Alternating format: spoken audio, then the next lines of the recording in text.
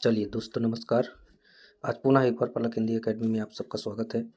चलिए देखते हैं आज हम सिल्वर बेंडिंग कहानी या कह दें बेतान बेतान भाग 2 की वस्तुनिष्ठ प्रश्न लेकर आए हैं। तो सभी बेतान भाग 2 के जितने भी वस्तुनिष्ठ प्रश्न हैं सभी प्रश्नों पर आज चर्चा करेंगे। चलिए पहला प्रश्न देखते हैं। सिल्वर बेंडिंग कहानी के प्रमुख जो नायक हैं, नायक का नाम क्या है?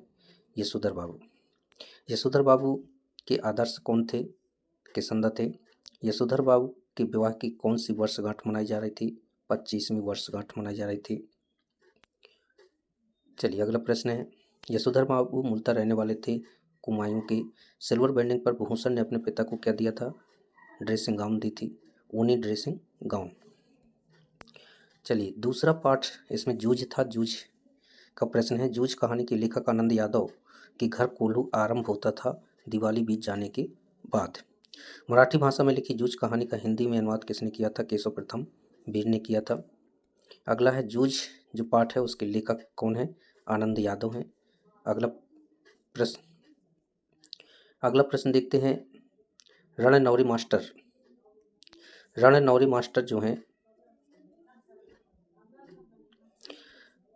रणनौरी मास्टर को लेखक ने अपना नाम बताया था। क्या बताया था? जकाते बताया था कि मैं जकाते हूँ और पिछली साल फेल होकर पुनः 5वीं क्लास में बैठा हूँ। आनंद यादव के मराठी अध्यापक का नाम क्या था? मराठी पढ़ाने वाले मास्टर सौंदलगीकर थे। माना जाता है कि मोहनजोदड़ो शहर फैला हुआ है लगभग 200 हेक्टेयर क्षेत्र में। 200 हेक्टेयर क्षेत्र में फैला हुआ था, है ना? 200 हेक्टेयर क्षेत्र में फैला हुआ था। अगला है 1922 में बौद्ध स्तूप की खोज करते हुए मोहनजोदड़ो कौन गया था? तो 22 में जो अगर बात आती है मोहनजोदड़ो जाने की, तो 22 में राखाल दास बनर्जी गए थे। एक घर की खुदाई में प्राप्त दाढ़ी वाली मूर्ति का नाम रखा गया है। खुदाई में जो मूर्ति मिली है उसका नाम रखा गया है याजक नरेश, है ना? याजक नरेश की मूर्ति। चलिए अगला प्रश्न है। मोहनजोदड़ो के घरों में टहलते हुए लेखक को या ओम थानवी को किसकी याद आ गई थी? कुलधारा की याद आ गई थी। मोहनजोदड़ो के अजायब घर में तैनात व्यक्ति का नाम क्या था? अली नवाज, है ना? अली नवाज व्यक्ति का नाम था। चलिए अगला प्रश्न देखते हैं। अब देखिए रिक्त स्थान आ गए। यशोधर बाबू ने दफ्तर से लौटते हुए रोज कहाँ जाने की रीति अपनाई थी? तो ये रोज जाते थे बिड़ला मंदिर। कहाँ जाते थे? बिड़ला मंदिर जाते थे। ठीक है, बिड़ला मंदिर जाने की रीति अपनाई थी दफ्तर से लौटते हुए। अगला प्रश्न है। यशोधर बाबू का तीसरा बेटा स्कॉलरशिप लेकर कहाँ चला गया था? अमेरिका चला गया था। अमेरिका चला गया था। चंद्रदत्त तिवारी भूषण। चंद्रदत्त तिवारी दूर के रिश्ते में यशोधर बाबू का क्या लगता था? चंद्रदत्त तिवारी दूर के रिश्ते में यशोधर बाबू का क्या लगता था? चलिए बताएं जल्दी भैया। चंद्रदत्त तिवारी दूर के रिश्ते में यशोधर बाबू का क्या लगता था? जल्दी से आप लोग।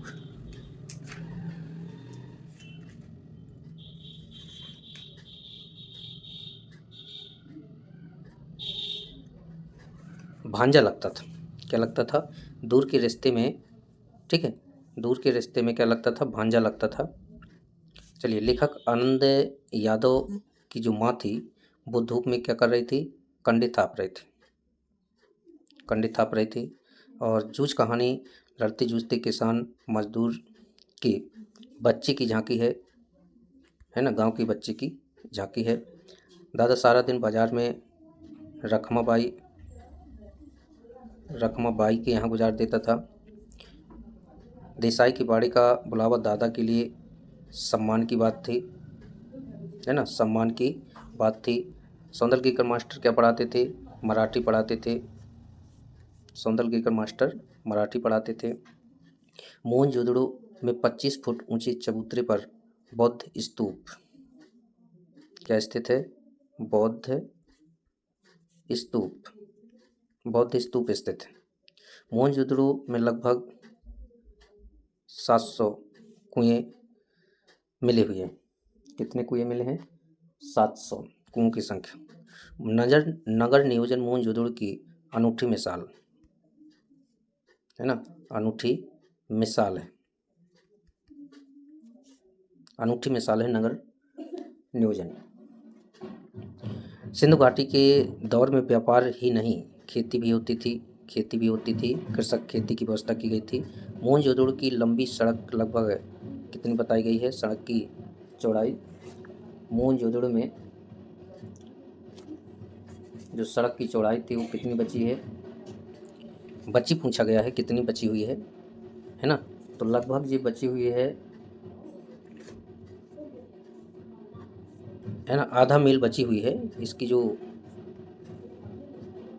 1/2 मील बची हुई है। ये प्रश्न आपका बहुत मोस्ट है। अगला प्रश्न है सत्य सत्य में। अगला प्रश्न सत्य सत्य में आपको देखना है, सत्य सत्य है ना। चलिए देखते हैं सत्य सत्य में। पहला देखिए, चड्ढा ने कुछ दृष्ट और दृष्ट होकर पंथ की कलाई थाम ली थी, है ना। तो ये बिल्कुल सही है। यशोधर बाबू की शादी 1957 में हुई थी, ये गलत है, 47 में हुई थी। यशोधर बाबू गोल मार्केट से सेक्रेटरी तक स्कूटर से जाते थे, स्कूटर से नहीं जाते थे क्योंकि उनके पास था ही नहीं। और पत्नी बच्चों को यशोधर बाबू का रोज़ मिलना जाना अच्छा लगता था? नहीं लगता था। यशोधर बाबू ने पजामा कुर्ते पर उन्हें ड्रेसिंग गाउन पहना था, सही है। मंत्री मास्टर प्राय छड़ी का प्रयोग नहीं करते थे, ये भी सही है। बसंत पाटिल नाम का एक लड़का शरीर से मोटा ताजा किंतु होशियार था, ये दुबला पतला था। सौंदर्य केकर मास्टर कविता बहुत अच्छे ढंग से पढ़ाते थे, ये भी सही है। कविताओं के साथ खेलते हुए लेखक आनंद यादव को 2 शक्तियाँ प्राप्त हो गई थीं, है ना, ये भी सही है। कभी भी अपने जैसा ही हर मास का क्रोध लोग का मनुष्य होता है, जिस ठीक है। सिंधु घाटी सभ्यता में होता खेती और पशुपालन, तो ये भी सही है। सिंधु घाटी सभ्यता में पत्थर और तांबे का प्रयोग नहीं होता था, ये गलत है। मिस्र और सुरमई की चकमक और लकड़ी के उपकरण इस्तेमाल होते थे, सही है। मोहनजोदड़ो में सूत की कटाई बुनाई के साथ रंगाई भी होती थी, है ना, ये कहा गया है, तो सत्य है क्योंकि कारखाना मिला हुआ है। और मोहनजोदड़ो में राखाल दास बनर्जी गए थे 22 में, ये आपका सही है। चलिए अगला प्रश्न है, किशनदा का वास्तविक नाम क्या था? है ना, तो कृष्णानंद था वास्तविक नाम, कृष्णानंद पांडे, ठीक है। कृष्णानंद क्या था? पांडे था। और यशोधर बाबू ने मैट्रिक की परीक्षा मूल रूप से पास की थी रेमजे स्कूल अल्मोड़ा, कहाँ से? अल्मोड़ा से पास की थी, रेमजे स्कूल अल्मोड़ा से पास की थी। और रोजी रोटी की तलाश में आए यशोधर पंत को शरण किसने दी थी? किशनदा ने दी थी, है ना, किशनदा ने दी थी। और अगला प्रश्न है, यशोधर बाबू अपने बटुए में हमेशा कितने रुपए रखते थे? यशोधर बाबू अपने बटुए में हमेशा, है ना, 100-150 रुपये रखते थे, 100 या 150 रुपये रखते थे। हर रविवार को किशनदा यशोधर बाबू के घर कितने बजे जाते थे? कितने बजे जाते थे? 4 बजे, 4 बजे जाते थे। अनंत यादव का मन किस बात के लिए तड़पता था? पाठशाला जाने के लिए, पाठशाला जाने के लिए तड़पता था। लेखक आनंद यादव और उसकी माँ किसके पास गए थे? है ना, तो ये गए थे दत्ताजी राव के पास गए थे। और 5वीं की तैयारी कितने महीने में हो जाएगी? कितने महीने बचे हुए थे? 2 माह, है ना, 2 माह बचे हुए थे, 2 माह में सारी तैयारी उसे करनी थी। और आनंद यादव के पिता का नाम क्या था? आनंद यादव के जो पिता का नाम था वो रत्नापा था। आनंद यादव के पिता का नाम रत्नापा था। मंत्री मास्टर लेखक को क्या कहकर पुकारते थे? लेखक को आनंदा कहकर पुकारते थे, है ना, आनंदा कहकर पुकारते थे। सिंधु सभ्यता का सबसे बड़ा नगर कौन है? तो मोहनजोदड़ो है, मोहनजोदड़ो है। सिंधु सभ्यता की खुदाई में प्राप्त नर्तकी की मूर्ति किस संग्रहालय में रखी है? तो दिल्ली के राष्ट्रीय संग्रहालय में रखी है ना, दिल्ली के राष्ट्रीय संग्रहालय में है। सिंधु घाटी सभ्यता में कौन से फल उगाए जाते थे? तो एक तो अंगूर, खजूर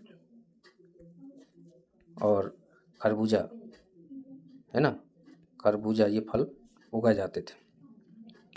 मोहनजोदड़ो नगर कितने साल पुराना है? ये लगभग 5000 साल पुराना है ना।